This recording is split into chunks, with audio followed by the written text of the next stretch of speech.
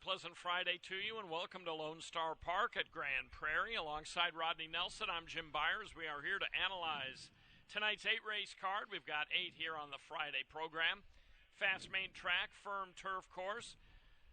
We had an interesting card last night. It was favorite after favorite for the first 4 races of the 7 that were run last night. Then it was a different story down the stretch.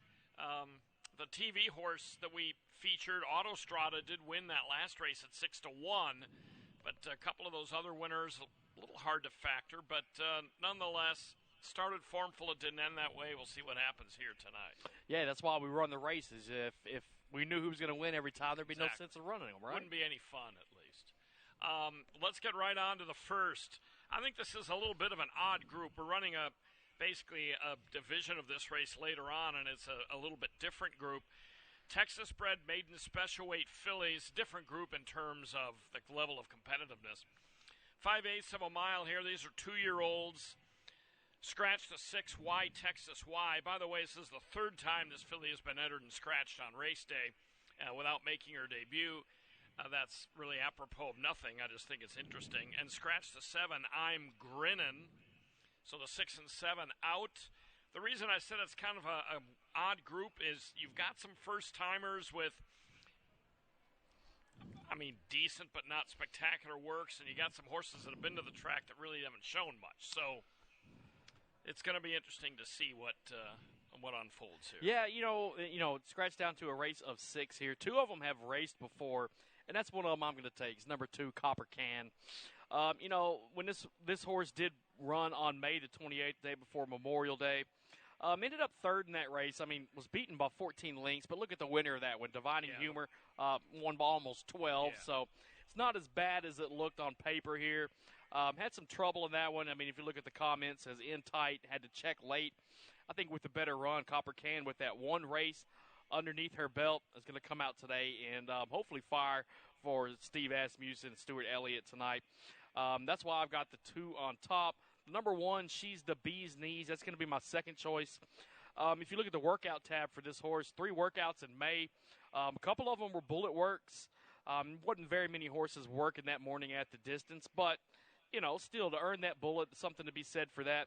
I think She's the Bee's Knees might get out there, first-time starter, and just try to run as fast as she can.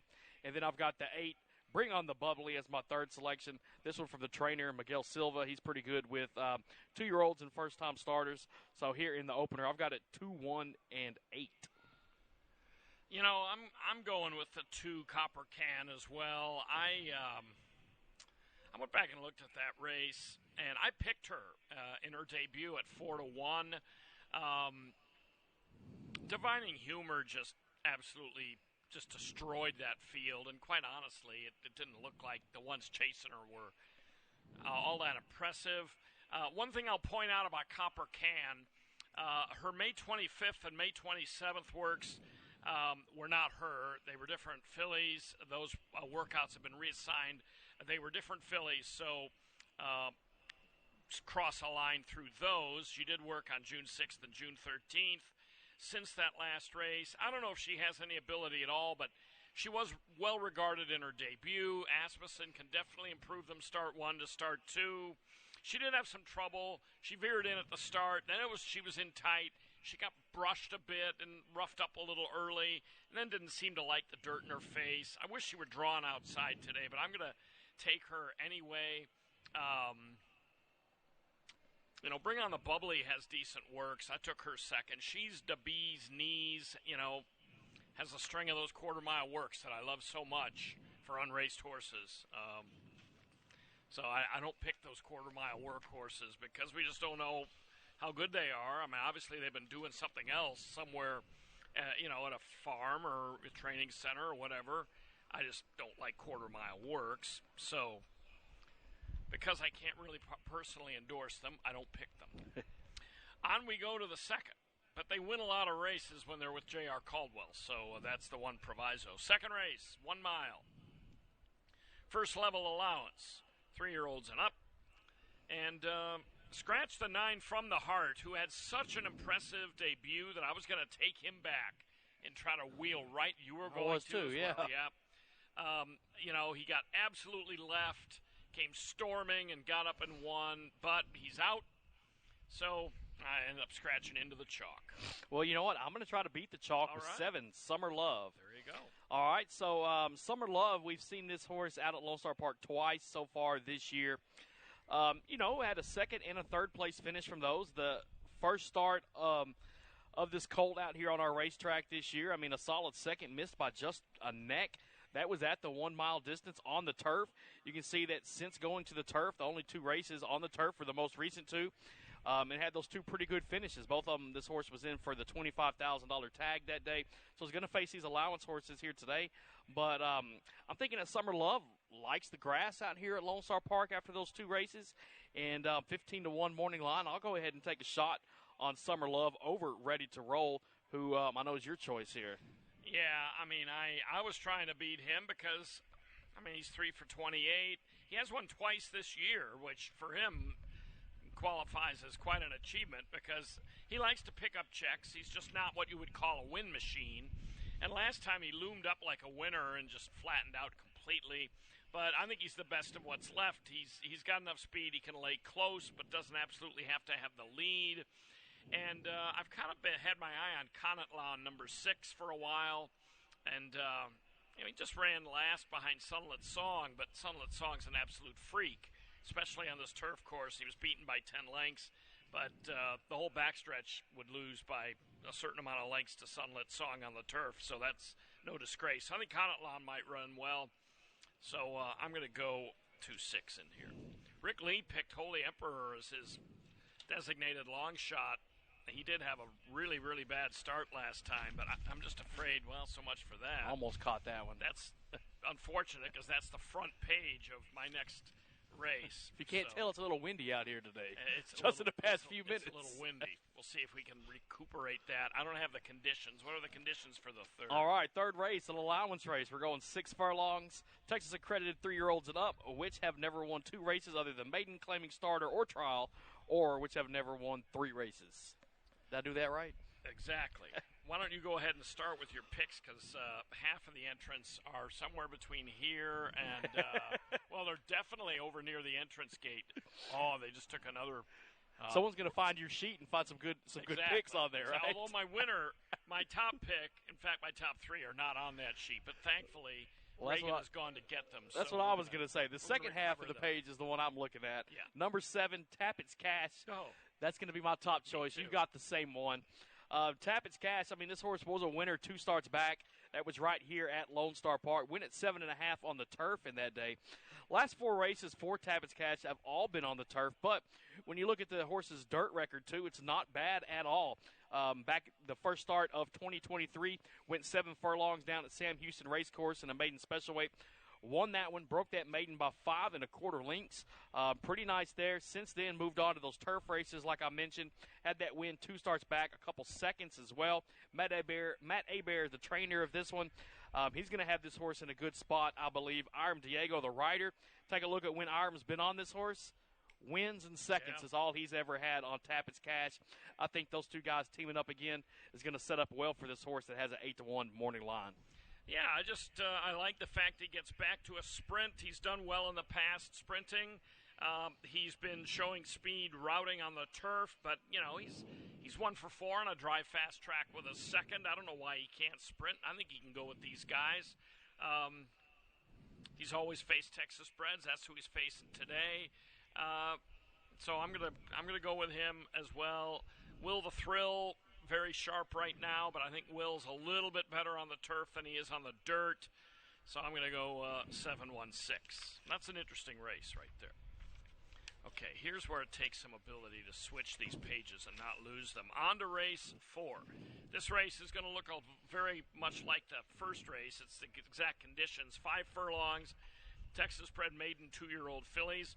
I think the contention runs a little deeper in this race than it does in the first. Yeah, well, most of these horses, the ones that have a start, are all coming out of that same race. The Divining Humor won. That's why I landed on number 3, Creston's Little Charm. So, Divining Humor won that last race by almost 12.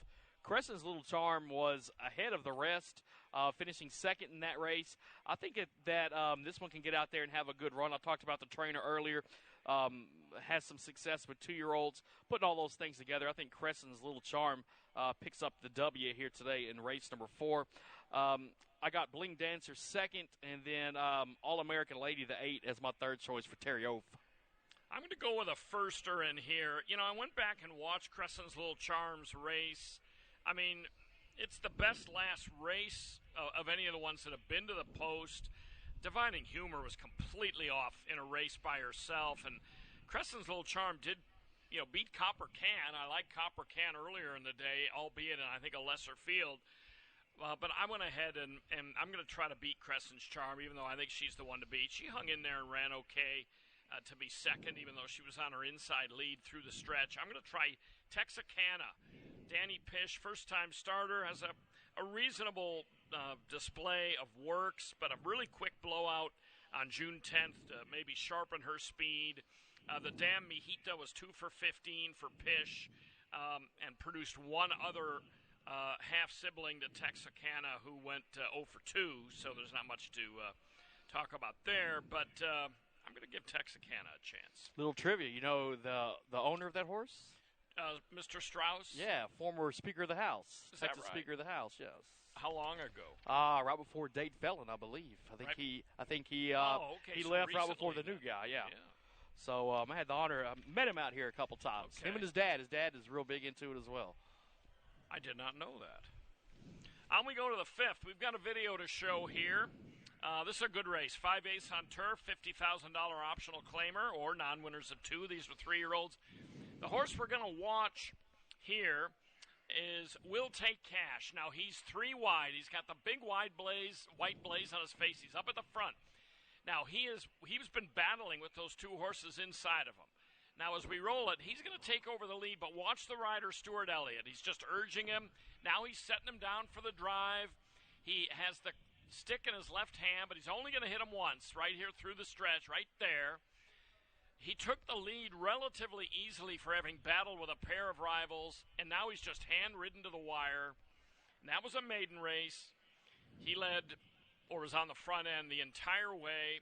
Won it by 2 1/4. He earned a respectable buyer. Now he's facing a much tougher bunch here, more experienced bunch, but they are all 3-year-olds. I'm going to take him right back. Will Take Cash for me after that polished win. I've got the same horse. Right. We'll Take Cash right here. That last race for the horse I thought was a very nice one. You saw that video right there. Stuart Elliott didn't have to ask the horse much. Not really. He seemed to know what his job was that day. I like horses that win. I like horses making their second career start. This is one right here. Won last time in that debut, making his second start today, back on the turf at 5 furlongs, just like that last race. I'm hoping for a repeat. I mean, it was a nice. I mean, the field last time had 11 horses in it. Yeah, I mean, it beat was them a maiden all. group, but he had to beat 10 runners. Yeah, exactly. And one thing I like too is Asmussen didn't. He's not in for a tag, and he didn't put him anywhere where he exposed him to a tag. He's in on the non-winners of 2 angle, which makes perfect sense since that's what he's qualified for. But, instead of dropping him for something or whatever, maybe they like this guy and think, let's try to wheel right back. And it's been a month or more. He ran on Kentucky Derby Day, so it's not like he's coming back super fast. So I don't think there's a big chance that he bounces. Yeah, and another horse I looked at, if you don't want to take a chance on that second-time starter, I took a look at Ba, number 7. This horse won 2 races earlier this year, won at Sunland, moved over here to 5 furlongs on the turf, picked up that win in an allowance optional claiming race, beat Bling Bling Bling, who we saw win out here last night. Yeah. Had a very nice run last night in the opener to win. So Ba might be a way that you want to go if you don't like Will Take Cash, but I think the 2 gets the job done here in the second start. Yeah, I have Ba 4th. I'm not really sure why. I think only because I kind of liked some other guys more, but Ba, based on especially what we've seen out of Bling Bling Bling, could very well enjoy getting back to this level where he has already proven he's good. By the way, scratch the 6 straight luck out of this race and the 11, My Little Prince. So there's some interesting ones in there. This next race I thought was rather tough. Race number 6, 3/4 of a mile, Texas bred fillies, the claiming tag 10K, and these are all non-winners of 3. Yeah, so I went with the horse on the rail. That's Eagle Express. This horse has done very well out here at Lone Star. Out of the 7 starts, has a couple wins, a second and a third. One of those wins came in the Panzeretta division of the Texas Stallion Stakes back in 2021. So Eagle Express knows how to win some races out here. Has finished in the money in 5 of 9 at this 6 furlong distance. Was a winner last time out in Allowance Company at 6 furlongs right here on our track. I think there's a lot to like about Eagle Express. And, I just read a Blood Horse article yesterday about the sire Eagle going from Valor Farm down to Uruguay to stand in their breeding season. So Eagle Express in that article told me that this was the first winner from Eagle as well. Is that right? Yeah. So I'll take Eagle Express here. I think this is a good horse. Give another win to Steve Asmussen in my mind here in race number 6. I went ahead and took her second. I went ahead and took Bling on the Light. I think I didn't used to like her. I think I used to think she sort of snatched defeat from the jaws of victory. But she can run on the dirt. She's 2 for 11. She comes out of a dirt race where, she loomed up and then wound up third. But that was a decent group of non-winners of 3 fillies and mares. A little bit better group than this. She's competed reasonably well, at or around this level. I like her speed. If Eagle Express duplicates her last race, she's going to be really tough. But I went ahead and took it 3-1 in this spot. That's a really interesting race. Alejandro Baldi as this horse, It's My Money too, could factor in that one as well, I think, and do it at a decent price. Okay, on we go to, I did not realize it was going to be so windy today. On we go to race number 7, $5,000 claiming non-winners of 2. I would have brought my pucks down if I knew it was going to be this windy. 1 mile. These are 3-year-olds and up, non-winners of 2 for $5,000. Let me take Kiss Principle, the 8 here. That's morning line favorite at 6-5, so not a very imaginative pick here for me. But, the horse, look at where this horse was running. I mean, you see Churchill Downs back there, a race at Keeneland, most recently a trio of races at Oaklawn Park. Had a third there back in January. Last time there's a lot to be desired for that race last time, but that was in a $25,000 non-winners of 2 at Oaklawn. Moving down here to the $5,000 tag for Robertino Diodoro. Still going a mile, so it was routing once again. Horse was off slow in the past 3 races. Yeah. So hopefully this horse can break out of the gate on top today, or at least break with the rest of the field. I think if Kiss Principle can do that, we're going to see this gelding get up and take the win here in race 7. What's weird about Kiss Principle, I mean, A, he doesn't have a whole lot of speed to begin with, and then B, now all of a sudden he can't break well. But he has worked pretty well, at least for him. I mean, 4th best out of 30 on June 9th is a pretty good morning work for a horse that isn't necessarily anybody you're going to be looking for early in the race. He was entered in a race on a starter allowance, a 12-5 starter allowance in Oaklawn on April 28th. And I picked him, and he was going to be maybe 6-1, something like that. I picked him. He had a shot, and he was scratched on the track by the vet. And understood later that the barn wasn't happy about it, that they thought he was good to go, and they asked for an explanation. And it was, I would stop short of saying a controversy, but it was kind of an odd DQ, not DQ, but an odd scratch from a barn that rarely, if ever, gets horses scratched on the racetrack, the Diodoro barn. And it's interesting that, he's been off. That was April 28th. He's been off since then for about 6 weeks. He's worked fairly consistently since, and now they drop him in for 5, which appears to be the lowest level he's ever raced at. So I'm behind him, too. I think it's his race to, it's his race. If they're going to have to win this race, they're going to have to beat him to do it, I think. So I'm on his bandwagon, too, and so is Rick. So we're all jumping in with Kiss Principle. On to the 8th and final. Texas bred maiden special weights, 1 mile on the turf. Always nice to wrap up with this one. And this is an interesting race because I think Iberian Runner, based on the fact he's been favored 3 straight times, is going to draw a lot of money here, and I have a feeling I'm going to be a lone wolf trying to beat him, but I'm going to try to beat him with the horse that Team Gormley that actually did finish in front of him last time out. Well, I've got Iberian Runner.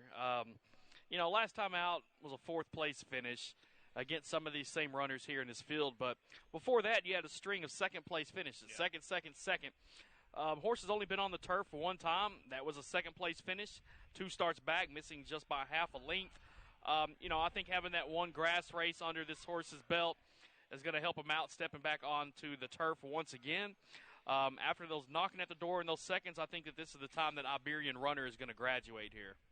I think he's clearly the one to beat. I mean, he's got speed. His problem is he just needs to finish. And last time, the rider dropped the crop. I went back and rewatched that. I don't know if it had much of an effect on the ultimate finish. He kind of gave it up a little bit late, but his other races were quite good. He just wasn't quite able to get over the hump. I think he'll like the turf too, but I'm going to go with Team Gormley, who's trying turf for the first time. In his last race, it was his first race since February, and he was 5-1. Ran pretty well. John Lewis's Bevo, who's in this race as well, came from way out of it to tag him late for second, but then was well clear back to the fourth-place finisher. The winner was a filly, Olivia's Race Day, who beat kind of a motley group in that maiden special weight event. But, he's facing a lot of long-time maidens. He's a relatively fresh face. I'm going to try Team Gormley, who I think was fairly game last time out. And I totally agree with the comment, gave way grudgingly. And I like to see, if they're going to give way, I like to see it be grudgingly. So I'm going to give him a shot to beat Iberian Runner. I might be giving you guys one, but we'll see. And then Texan Farmer is intriguing to me, too. Shows as a first-time gelding. Raced as recently as June 4th and finished well. I didn't think he didn't bring me right out of my seat with his finish, but finished okay, and now he gets to stretch out. So Texan Farmer, my second choice here in this race. He's intriguing. If this horse likes the grass, that's the thing with some of these horses that have never been on the turf course before. Some of them just might love it, and Texan Farmer could be one of them. That's Ernesto Torres, one of my favorites. Yeah, he's going at a high percentage. Yeah. Too. Well, before we get out of here today, Jim, it's been 10,001 days since the Dallas Cowboys won a Super Bowl. Just had to throw that out there. 10,001 days, but it won't be much longer because they're going to win it this year. Okay. Is that the Switzer Super Bowl? That would have been the Switzer Super Bowl in 95. Yes, sir. Yeah. Wow, it's hard to believe it's been that long. Yeah, when you add it up by number of days, it really seems like a long drought. That is a long drought. Well, good luck. Best of luck in that endeavor. All right. Well, that wraps it up for us, but we still got 8 races coming up in 36 minutes. Once again, fast and firm. Thanks a lot for joining us, as always, and good luck to your selections tonight. Same with you. We're in agreement on a bunch of picks, so we'll see. Maybe we'll go 8 for 8 combined That's tonight. What we need we tried do. It last night. Yeah, we didn't quite do that last night because those 2 long shots in actually 3 long shots in the last 3 races kind of tripped us up, especially those $227. Yeah, the big money horses got me. It's kind of hard to circle in on those, but nonetheless, good luck to your selections as well, and enjoy your Friday here at Lone Star Park.